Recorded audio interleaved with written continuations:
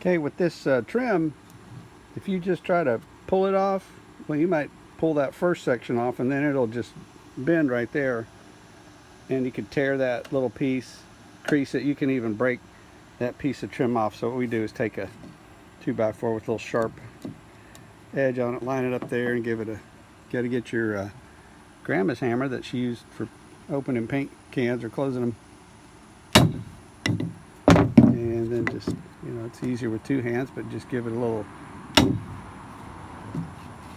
tap, and you can see I tapped the block off there. Hold on.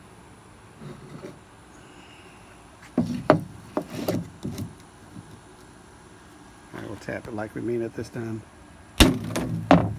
And you see how that trim comes loose. This one took a little extra because there's still a remnant of a rivet in there. Sometimes you get them all, sometimes you don't. So,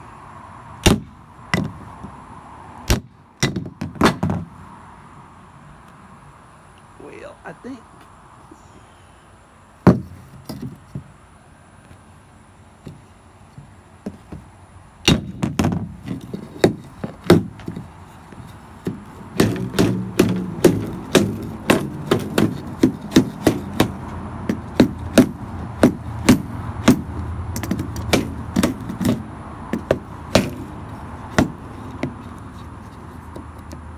gets us back here to the end, and I'm going to have to angle that block a little bit because it's crown of the deck, so I'll just kind of have to check in later.